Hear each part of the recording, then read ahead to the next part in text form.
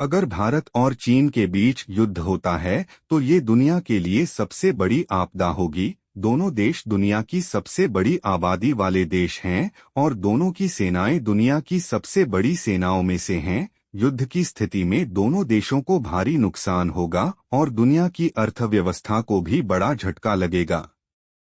लेकिन अगर भारत और चीन के बीच युद्ध होता है तो ये कैसा होगा? ये कौन जीतेगा और कौन हारेगा? ये सवाल सभी के मन में हैं।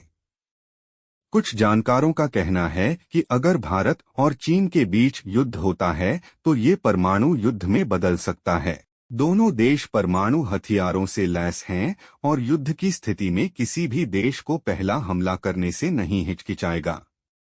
कुछ अन्य जानकारों का कहना है कि भारत और चीन के बीच युद्ध पारंपरिक युद्ध होगा। दोनों देशों के पास बड़ी सेनाएं हैं और ये युद्ध कई सालों तक चल सकता है। अगर भारत और चीन के बीच युद्ध होता है तो ये कैसा होगा, ये तो भविष्य ही बताएगा। लेकिन ये जरूर है कि ये युद्ध दुनिया के लिए बहुत खतरनाक होगा।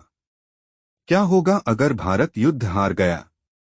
अगर भारत युद्ध हार गया तो ये उसके लिए बहुत बड़ी हार होगी। चीन भारत के बड़े भूभाग पर कब्जा कर सकता है और भारत की अर्थव्यवस्था को बड़ा झटका लग सकता है।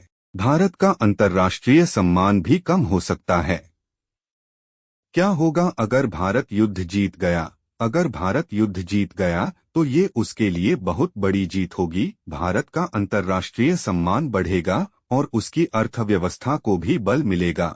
लेकिन ये युद्ध भी भारत के लिए बहुत महंगा होगा। भारत को हजारों सैनिकों की जान गंवानी पड़ेगी और उसकी अर्थव्यवस्था को भी बड़ा नुकसान होगा।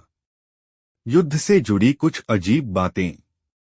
युद्ध में दोनों देशों के आमने सामने आने से पहले ही साइबर युद्ध शुरू हो जाएगा। दोनों देश एक दूसरे के कंप्यूटर सिस्टम को हैक करने की कोशिश करेंगे। युद्ध में दोनों देश ड्रोन का इस्तेमाल करेंगे। ड्रोन से दुश्मन के ठिकानों पर हमला किया जाएगा और दुश्मन की गतिविधियों पर नजर रखी जाएगी।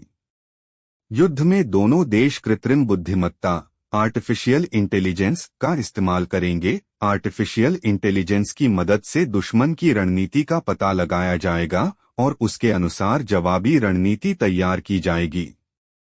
निष्कर्ष: भारत और चीन के बीच युद्ध एक बहुत बड़ी त्रासदी होगी। दोनों देशों को इस युद्ध से बचना चाहिए। दोनों देशों को अपने मतभेदों को बातचीत के जरिए हल करना चाहिए।